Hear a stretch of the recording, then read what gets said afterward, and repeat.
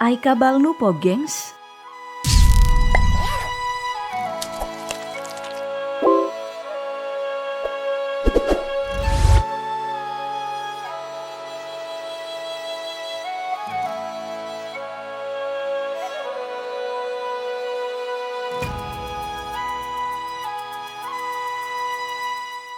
Sebelum peradaban darat berkembang semakin kompleks, ada orang-orang yang menembus batas-batas wilayah negara. Tidak mengenal kepemilikan tanah, berpindah-pindah dari satu gelombang ke gelombang air lainnya.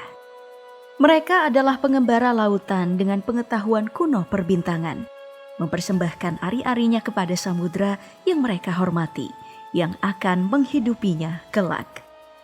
Tarik jangkar kapalmu, kembangkan layar, kita akan mengarungi lautan, berkenalan dengan orang Bajo.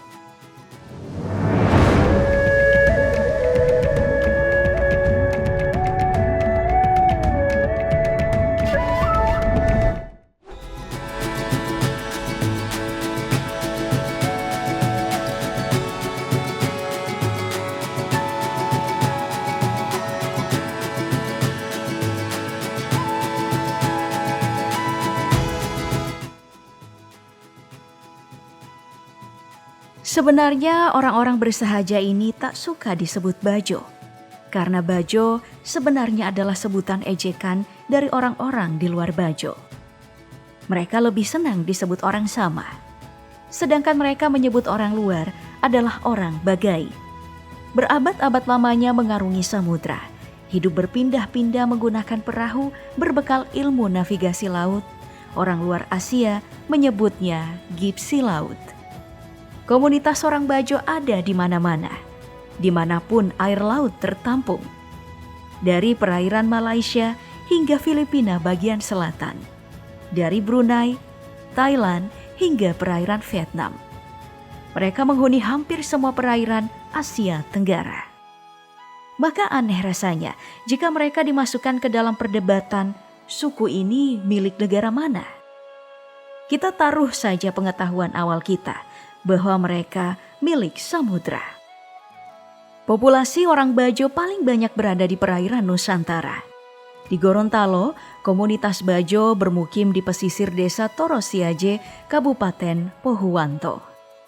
Di Wakatobi, Sulawesi Tenggara, komunitas Bajo bermukim di desa Mantigola, Pulau Kaledupa, serta di Pulau Wangi-Wangi dan di Pulau Tolandona, Tomia. Di Maluku Utara, mereka bermukim di desa Bajo Sangkuang. Di Luwu Banggai, mereka bermukim di Bangkurung. Populasi mereka juga banyak bermukim di perairan NTT dan NTB, perairan Kalimantan bagian timur dan utara.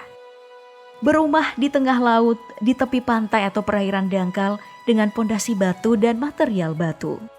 Rumah panggung berteras laut dengan tiang pancang berbahan tanaman tahan air yang diambil dari kawasan mangrove untuk menjaga pasang air.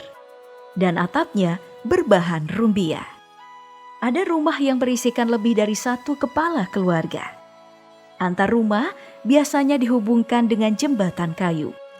Dan akan selalu ada perahu yang parkir di bawah rumah sebagai sarana transportasi utama mereka. Perahu dayung tradisional tanpa mesin motor. Karena tak terbatas patok tanah, bahasa di semua komunitas orang Bajo hampir sama. Hanya sedikit dipengaruhi bahasa orang daratan di masing-masing tempat mereka bermukim. Berasal dari rumpun bahasa sama Bajau, satu kelompok dengan bahasa Barito Raya, yang berakar dari rumpun besar Melayu Polinesia. Jadi, masih familiarlah di telinga orang Asia. Jika tidak berlebihan menyebut, orang Bajo adalah nelayan legendaris yang menggantungkan hidupnya dari perburuan di lautan. Dengan 3 cara tradisional, memancing, memanah, dan menombak langsung ke dalam laut. Dari sebuah jurnal penelitian IAIN Sultan Amai Gorontalo yang terbit tahun 2020, dari kegiatan berburu ini, mereka melahirkan 3 tradisi melaut yang memakai jangka waktu, terutama di komunitas Bajo Gorontalo. Pertama adalah melaut dengan perahu dayung kecil selama 1 hingga 2 hari. lalu kembali ke pemukiman. Kedua adalah melaut selama beberapa minggu hingga berbulan-bulan, mengajak seluruh anggota keluarga. Dan ketiga adalah melaut beramai-ramai menggunakan banyak perahu selama beberapa bulan, bisa sampai menetap di tengah lautan. Selama itu pula mereka pantang membuang abu pembakaran, ampas makanan minuman, puntung rokok, air cucian olahan masakan, air perasan jeruk, dan pantang mencuci di perairan. Semuanya ditampung untuk dibuang di daratan nantinya.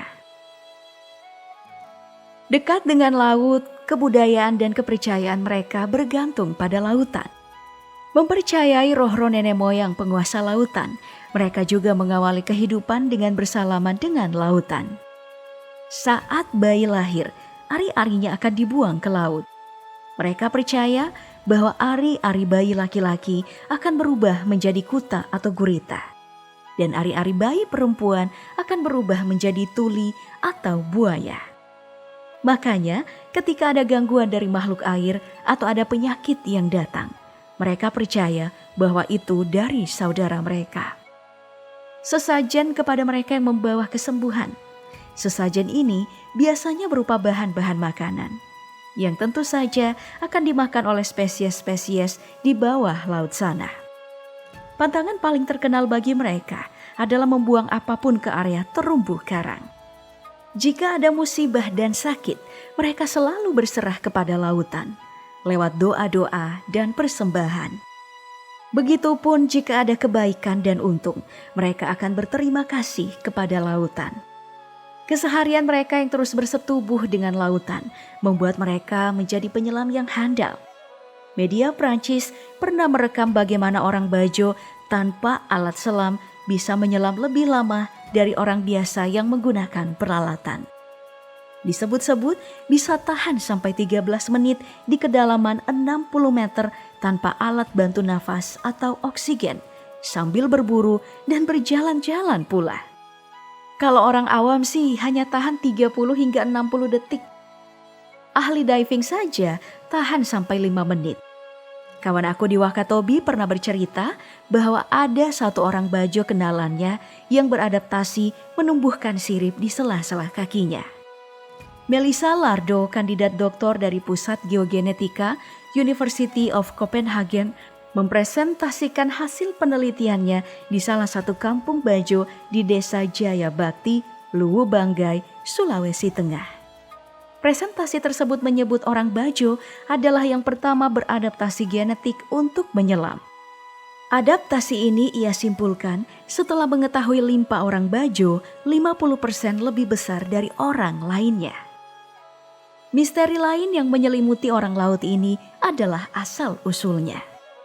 Mereka berpindah-pindah, karenanya oleh orang darat di semua wilayah, orang Bajo dianggap sebagai pendatang. Lantas, dari mana mereka ini? Ada beberapa teori yang berkembang. Dalam pelajaran sejarah Malaysia, mereka disebut berasal dari Johor. Teori ini didasari dongeng tentang Putri Johor yang hilang. Dicari orang Bajo tapi tak kembali-kembali. Namun tak ada bukti arkeologinya. Teori lain mengatakan mereka berasal dari muara sungai Barito. Teori ini didasarkan pada 12 kata dalam bahasa Bajo yang mirip dengan bahasa Dayak Ngaju. Mereka mulai melaut sejak Sriwijaya berkembang, dimanfaatkan untuk mengangkut barang ke Cina. Karena itu mereka berpindah ke utara, yakni Sulu, Filipina. Karena perdagangan di wilayah situ sangatlah maju. Tahun 1400 Masehi mereka kembali melakukan penjelajahan. Setelah Islam menyebar, mereka lalu bermigrasi ke selatan dan ke wilayah Nusantara dan Madagaskar. Teori manapun yang cocok, samudralah tempat orang Bajo berasal. Tempat purba untuk semua spesies di bumi. Tapi awal 1990-an mereka dipaksa pemerintah untuk belajar hidup di daratan. Sebagian besar dari mereka harus didata ulang untuk kependudukan. Meninggalkan ilmu navigasi laut, mencoba bercocok tanam. Naiknya muka air laut dan rusaknya terumbu karang membuat sebagian Bajo di Wakatobi harus ke perbukitan. Di Gorontalo, mereka dicap sebagai pelaku pemboman ikan. Dalam film The Bajau karya Watchdog, pada tahun 2014 ada orang Bajo ditangkap karena dianggap nelayan ilegal. Banyak pula tengkulak yang membeli hasil tangkapan mereka dengan harga yang murah. Banyak yang berpindah ke darat karena area tangkap dibatasi perusahaan dan pemukiman lautnya diambil untuk lahan pembangunan pesisir. Diusir dari rumahnya sendiri tapi tak diterima di daratan. Bajo, riwayatmu kini.